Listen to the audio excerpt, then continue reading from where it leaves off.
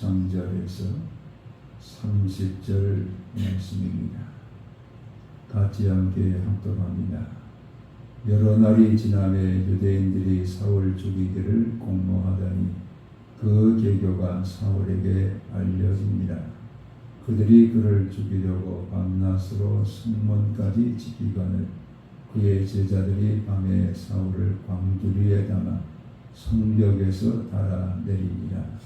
사울이 예루살렘에 가서 제자들을 사귀고자 하나 다 두려워하여 그가 제자됨을 믿지 아니하니 바나바가 데리고 사도들에게 가서 그가 길에서 어떻게 주를 보았는지와 주께서 그에게 말씀하신 일과 다메섹에서 그가 어떻게 예수의 이름으로 담대히 말하였는지를 전합니다. 사울이 제자들과 함께 있어 예루살렘에 출입하며 또 주 예수의 이름으로 담대히 말하고 헬라파 유대인들과 함께 말하며 변론하니 그 사람들이 죽이려고 힘쓰거늘 형제들이 알고 가이사라로 데리고 내려가서 다소로 보내니라. 아멘. 사울이 예수 그리스도를 만난 이후에 다메섹에 있는 제자들과 함께 거하면서 예수는 그리스도다, 예수는 하나님의 아들이다, 이렇게 담대하게 예수 그리스도를 전하기 시작합니다. 이런 예수 그리스도를 전하는 사울에 대해서 다메섹에 있는 제자들은 사울의 변화된 그 사울을 그들은 마음에 깊이 감사하면서 함께 더불어서 복음의 증인이 됩니다.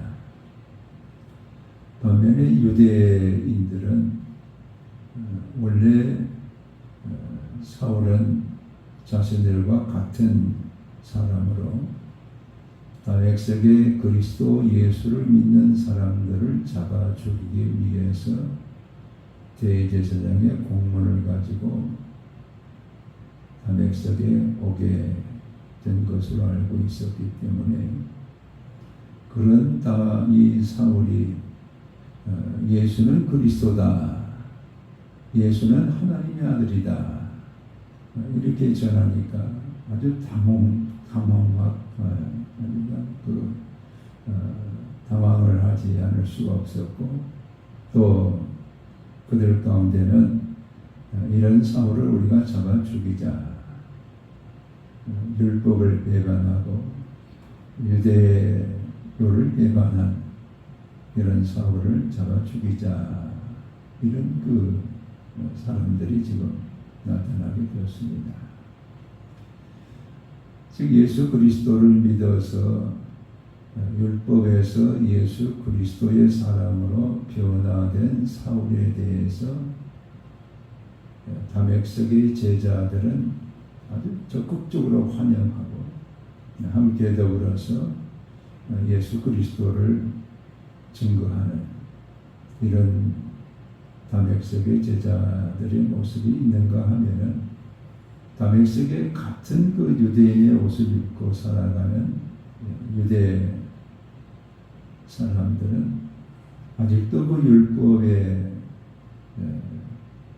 구원이 있는 것으로 이렇게 여기면서 사울의 배반을 그들은 잡아 죽이려고 이렇게 음모를 꾸미고 있는 그런 유대인들을 보게 됩니다.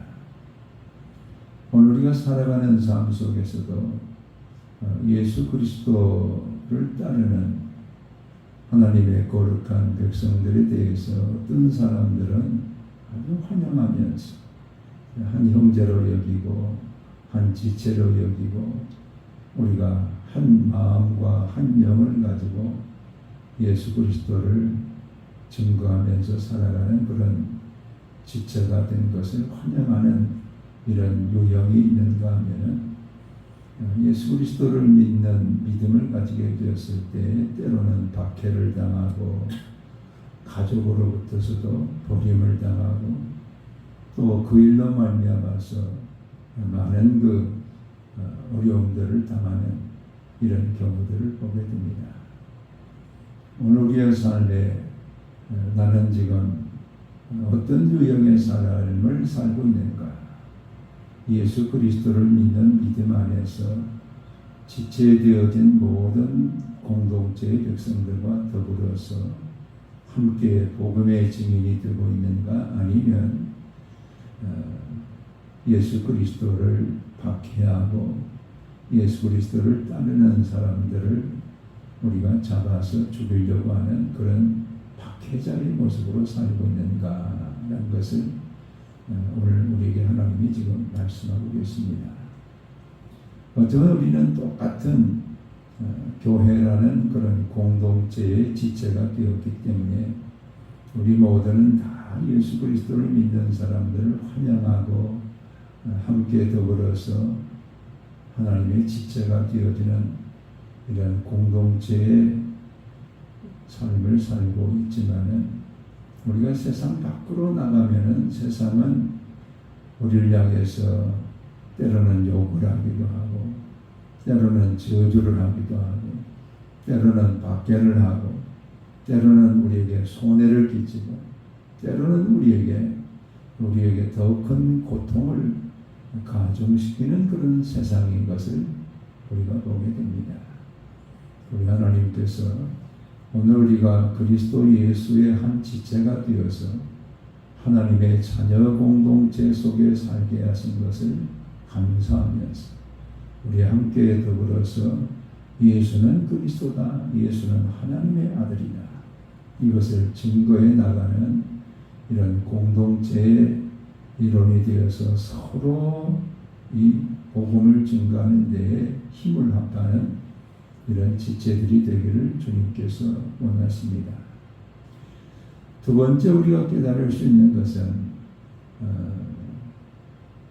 하나님께서 사울을 다메섹 도상에서 만나 주셨으면 그 만남과 더불어서 아나니아를 통해서 실명되었던 눈도 다시 보게 되어지고 성령이 충만하게 임하고 또 그가 음식을 먹을 때 하늘로부터 주어지는 그런 힘을 얻게 되어서 해당에 가서 예수는 그리스도다 이렇게 전할 때에 많은 사람들이 예수를 믿는 그런 역사가 있었지만은 유대인들로부터 아주 간교한 음모 속에서 사울을 죽이려고 하는 이런 일이 벌어지는 것을 우리가 볼 때 어떻게 하나님께서 이렇게 사울에게 복음을 증거하는 그 시작에서부터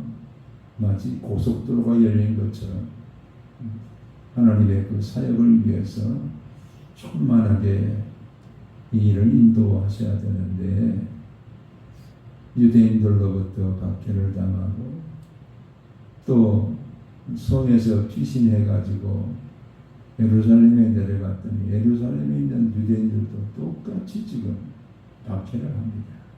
잡아 죽이려고 그래요. 어떻게 하나님께서 이처럼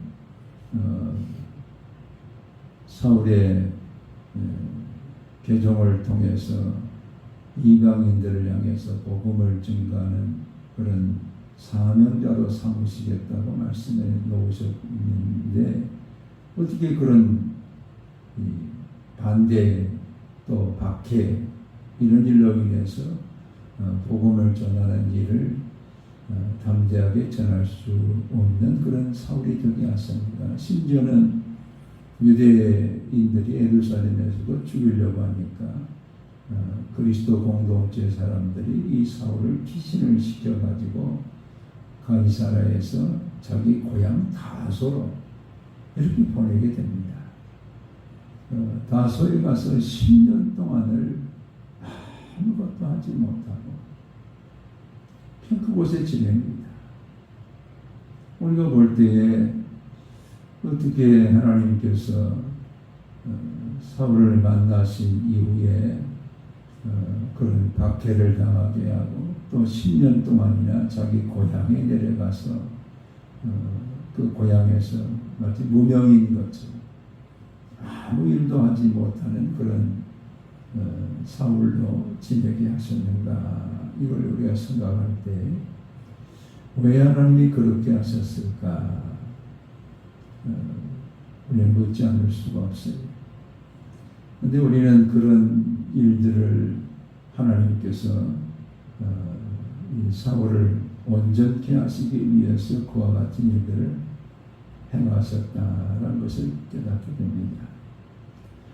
요즘에 지금 과일들이 익어가는데 그 과일들이 아직 익지 못한 상태를 풋과일이라 그래요.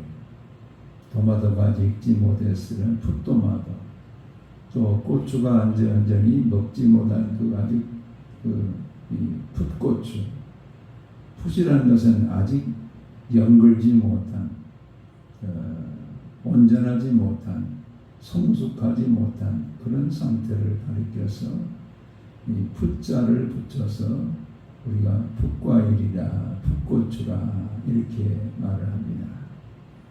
마찬가지로 사울이 다메섹에서 예수 그리스도를 그가 만난 이후에 바로 나가서 예수는 그리스도다, 하나님의 아들이시다, 이렇게 증거는 하고 있었지만은 그는 예수 그리스도를 만나보지도 못했고 공생의 기간 동안에 또 예수 그리스도가 주시는 말씀을 그가 들어보지도 못했고 또 예수 그리스도의 제자 공동체 사람들과 완전히 다른 삶을 살았기 때문에 예수 그리스도를 그는 분명하게 알지 못한 상태에서 예수는 그리스도다, 예수는 하나님의 아들이다, 이것을 증거를 시작하게 되었을 때 하나님은 10년이라는 그 긴 시간을 통해서 그동안 사울이 암송하고 묵상했던 그 율법들, 많은 율법들을 그가 묵상하면서 이 율법의 완성이 그리스도이신데 그 율법을 통해서 무엇이 예수에게서 완성이 되었는가, 그것을 다 묵상할 수 있는, 그래서 온전히 그리스도를 전할 수 있는 그런 하나님의 사람으로 만들어 가시기 위해서 하나님은 그런 기간을 갖게 하셨다, 이렇게 말씀할 수 있습니다. 제가 한 영상을 보면서 깜짝 놀랐어요. 한국의 어떤 목사님이 6개월이면 목사를 만들어낼 수 있다, 이런 말을 해요. 저는 귀를 의심하면서 다시 들어봤지만 그렇게 말을 했고 그것이 또 공중파를 타고 방송이 됐어요. 내가 어떻게 6개월 만에 목사가 될 수 있겠습니까? 물론 안수해서 목사라는 칭호를 받게는 할 수 있지만은 그가 6개월을 배워가지고 어떻게 이 성경에 말씀하시는 하나님의 뜻을 온전히 전할 수가 있겠어요? 이건 그렇게 할 수가 없어요. 저는 지금 목회를 30년 이상을 해도 지금 성경을 읽어도 새로울 때가 많아요. 이걸 왜 깨닫지 못했지? 그렇게 새롭게 닫는 그런 일들이 참 많아요. 매일 공부해야 되고 매일 책을 읽으면서 말씀을 묵상해야 되고 매일 성경을 하나님의 음성을 듣기 위해서 읽으면서 목회를 우리가 하고 있는데 6개월 만에 목사가 돼가지고 마치 풋과일처럼 그런 모습으로 어떻게 여러분 하나님의 거룩한 사명자로서의 일들을 감당할 수가 있겠습니까? 사울에게는 갈라디아서 1장 17절 18절에 보면은 그가 예수 그리스도를 다메섹에서 체험한 이후에 아라비아 광야로 가서 3년을 지냈다 그래요. 아라비아 광야에 가서 그 3년 동안 하나님이 왜 나를 부르셨는가? 부르심의 목적이 무엇인가? 왜 예수님이 나를 만나셔서 예수 그리스도를 이방인들에게 전하라고 하셨는가? 그것을 깊이 묵상하면서 광야에서, 아라비아 광야에서 3년을 지내면서 하나님의 거룩한 말씀이 예수 그리스도에게 온전히 성취되어진 것을 그가 확신할 수 있었어요. 그리고 돌아왔는데도 유대인들이 또 상종하지 않고 잡아 죽이려고 하니까 지금 고향에 돌아가서 10년을 지내는 거예요. 이런 긴 기간을 통해서 하나님은 사울을 만들어 가시는 거예요. 하나님의 거룩한 사명자로 만들어 가십니다.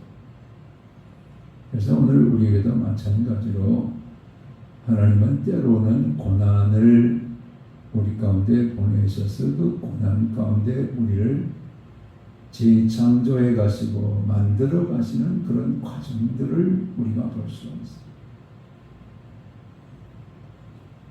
한 영성훈련원에서는 영성훈련 첫 시간에 돌을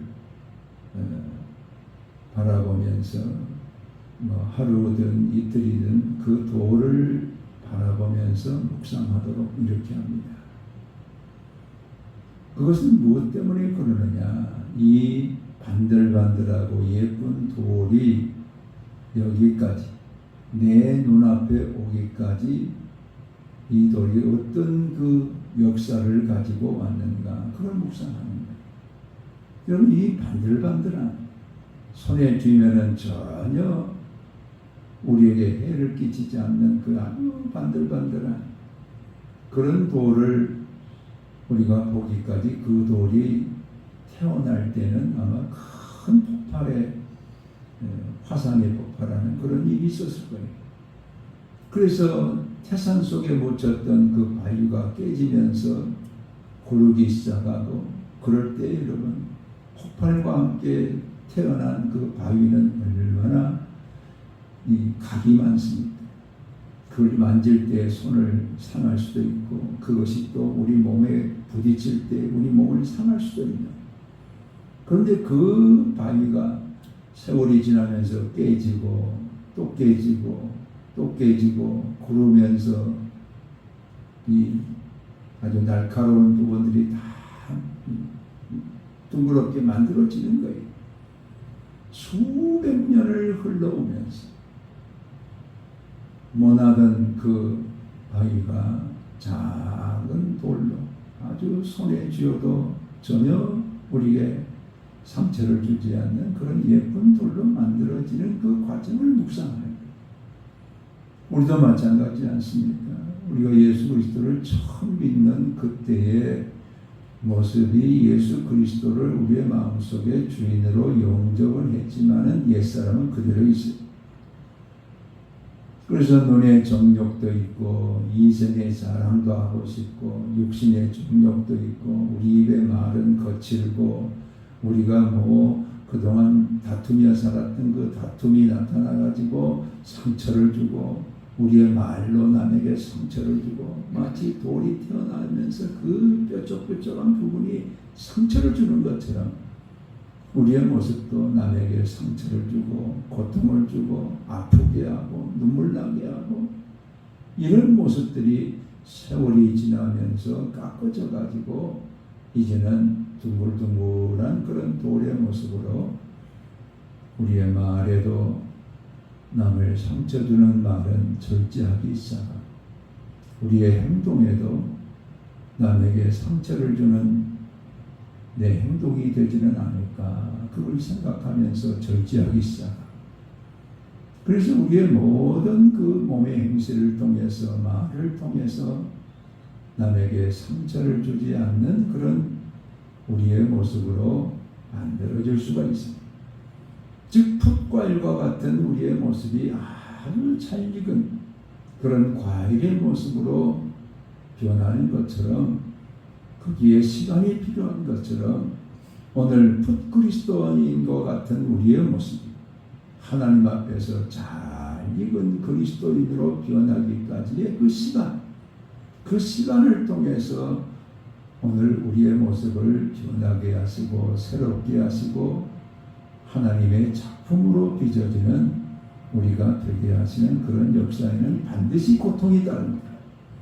반드시 고통을 통해서 우리를 깎으시고, 고통을 통해서 우리를 변화시키고, 고통을 통해서 우리를 매끈매끈한 그런 돌로 만들어가는 그런 과정과 같이 하나님의 거룩한 백성들을 성숙한 그리스도인으로 고통을 통해서 재창조하시고 만드시는 하나님이시다라는 것을 우리가 깨닫게 됩니다. 또 하나 여기서 우리가 알 수 있는 것은 사울이 다메섹에 있는 회당에 들어가서 예수는 그리스도다, 하나님의 아들이다, 이렇게 증거하게 되었을 때에 그곳에 있는 유대인들이 음모를 꾸미기 시작합니다. 그걸 오늘 성경에는 개교라고 해요.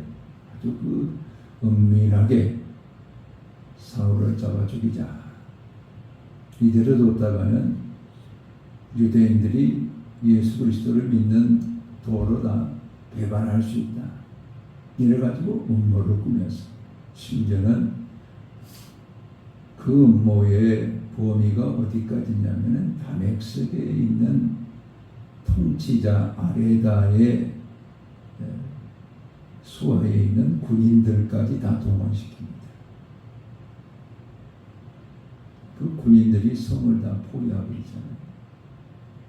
그래서 밖으로 나가지 못하도록 포위하고 은밀하게 사울이 있는 곳을 우리가 알아내어서 기습해서 죽이자. 놀라운 사실은 그 계교가 사울에게 알려지니라, 이렇게 말해요. 그 계교, 은밀하게 꾸민 이 그들의 계교가 사울에게 알려진다. 이건 수동태입니다. 사울이 뭐 알라고 해서 안 것이 아니라 하나님이 그렇게 은밀하게 꾸민 그것을 아는 사람이 사울에게 와가지고 너를 죽이려 한다, 알려준 거예요. 놀랍지 않습니까? 아주 은밀한 계획이고 사울을 처형하기 위한 그런 계획인데 그 계교가 사울에게 알려진 거예요. 그때 사울이 다메섹에 있는 그리스도 제자들에게 내가 어떻게 해야 되겠느냐, 나를 죽이려 하는 유대인들이 아레다 왕의 군사들까지 동원해서 성을 포위하고 지금 나를 잡아 죽이려 한다. 그러니까 다메섹에 있는 제자들이 밤중에 사울을 광주리에 담아가지고 성 밖으로 탈출을 시킵니다. 오늘 이 말씀을 통해서 우리에게 깨닫는 것은 하나님께서는 아주 은밀하게 사람들이 꾸미는 그 음모까지도 하나님은 다 알고 계십니다. 시편 149편 12절에 주에게서는 흑암이 숨기지 못하며 밤이 낮과 같이 비추이나니 주에게는 흑암과 빛이 같음이니이다. 이 얘기는 무슨 말씀이냐면 되게 범죄하는 사람들이 밤에 하잖아요. 은밀하게 하기 위해서. 근데 하나님은 그 흑암도 숨기지 못하는 그 어두운 데서 음모를 꾸미고 어두운 데서 지금 범죄하는 것도 하나님이 다 보신다. 마치 낮에 훤하게 다 보이는 것처럼 어둠 속에서 행하는 것까지 하나님은 다 보고 계시고 그 가운데서 하나님의 구원의 역사는 똑같이 이루어지고 있습니다. 그래서 하나님 앞에서는 흑암이든 빛이든 같다는 거예요. 우리 사람은 어두운 데서 하면은 감춰질 것으로 이렇게 여기지만 하나님은 어두운 가운데서 행하는 일도 보고 계시고 빛 가운데 행하는 것도 보고 계세요. 다 하나님께서 그 흑암과 빛을 동일하게 보시면서 그 가운데서 구원하시는 하나님이시다. 이렇게 말씀하세요. 우리가 잘 아는 것처럼 하만이라는 사람이 모르드게를 잡아 죽이려고 자기 집에다가 50규빗이나 되는 그 나무를 세워놨어요. 그리고 왕의 도장을 받아가지고 이제 유대인들을 다 진멸하는 그것까지 지금 다 결정이 됐어요. D-Day만 잡으면 이제 유대인들은 다 죽는 거예요. 모르드게를 비롯해서 유대인 다 죽는 거예요. 근데 하나님께서 그것을 거꾸로 역전을 시키잖아요. 왕이 어느 날 잠이 오지 않아서 역대 일기를 가져오라 해서 읽는 가운데 모르드게가 성문에서 자기를 잡아 죽이려고 했던 그 음모하던 사람들을 모르드게가 자기에게 알려가지고 자기를 살려준 그런 역대의 일기를 읽으면서 하만을 불러요. 내 생명을 구원해 준 사람을 내가 어떻게 해야 되겠느냐. 하만은 자기인 줄 알고 왕의 타는 그 말을 태우고 왕복을 입히고 거리를 다니면서 왕에게 충성하는 자는 이렇게 하겠다. 시가행전을 하십시오. 그래 모르드게를 불러와서 모르드게가 그렇게 해라. 완전히 역전이 되어버립니다. 그리고 모르드게와 그에 속한 유대인들을 죽이려고 했던 하만의 음모가 밝혀져요. 그래서 도리어 하만이 자기가 세운 나무에 따라 죽임을 당하는 그런 역사를 우리는 성경을 통해서 보고 있습니다. 다니엘도 마찬가지입니다. 세 총리가 있어서 나라가 너무 크니까 세 총리가 있어서 왕을 보좌하는데 두 총리가 이 다니엘만 또 못하니까 시기를 하기 시작해요. 그래서 다리오 왕의 도장을 받아가지고 다른 신에게 기도하는 자는 사자굴 속에 집어넣도록 도장까지 다 받았어요. 그럼에도 불구하고 다니엘은 예루살렘을 향해서 창문을 열어놓고 하루에 3번씩 감사하며 기도하였다. 그것이 발각이 돼가지고 이제 다니엘이 사자굴 속에 들어가게 된 거예요. 근데 하나님께서는 그 사자굴에 다니엘이 들어오자마자 사자의 입을 봉하셔가지고 생명을 지켜주십니다. 다음날 아침에 다리오 왕이 급히 사자굴 앞에 가서 다니엘을 불러요. 다니엘아 다니엘아 네가 섬기는 하나님께서 너를 구원해 주신 줄 안다. 왕이 그렇게 말할 때 다니엘이 말하지 않습니다. 네 맞습니다. 제가 섬기는 하나님께서 사자의 입을 봉하여서 살려주셨습니다. 그때 이 다니엘을 죽이기 위해서 음모했던 이 두 총리를 가족들과 함께 그 사자굴 속에 집어넣습니다. 뼈째 다 부숴버려 음모를 다 밝히십니다. 이 하나님의 역사.